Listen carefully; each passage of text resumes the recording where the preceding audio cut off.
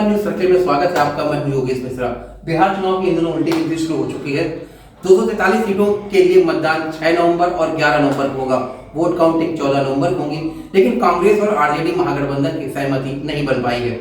बिहार को जीतने चले तेजस्वी और राहुल गांधी की जोड़ी अब चुनाव से पहले ही मतदार में फंसती नजर आ रही। हालत यहाँ तक है कि कांग्रेस और आरजेडी नेताओं की आपसी बातचीत तक बंद हो चुकी है। कहा जा रहा है कि जल्द ही बिहार कांग्रेस के बड़े नेता समीक्षा करेंगे, इसके बाद कुछ ठोस कदम उठाए जाएंगे। आइए समझते हैं कि दोनों पार्टियों के बीच मामला फंसा कहां है।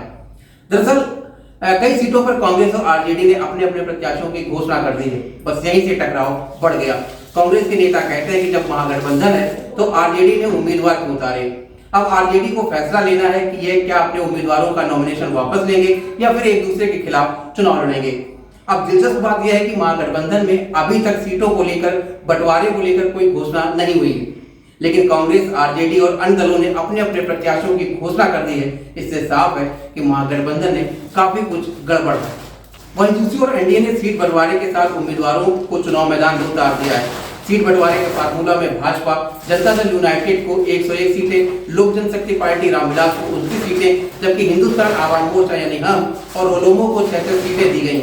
इधर झारखंड मुक्ति मोर्चा ने महागठबंधन की मुश्किलें और बढ़ा दी। झामुमो महासचिव सुप्रीम भट्टाचार्य कहते हैं कि बिहार पार्टी में 6 सीटों पर उम्मीदवार उतारेगी। उन्होंने कहा कि झामुमो 6 विधानसभा सीट चकाई, जमदहा, कटेरिया, मनिहारी, जमुई और पीलीभीत में चुनाव लड़ेगी। इन सीटों पर दूसरे चरण में 11 नवंबर को मतदान होना है। यकीनन अब महागठबंधन ने सीटों के तालमेल को लेकर कोई ठोस कदम नहीं उठाए। ऐसे में चुनाव मैदान में उतरने से पहले ही पार्टी के भीतर सियासी दांवपेच बढ़ गए हैं।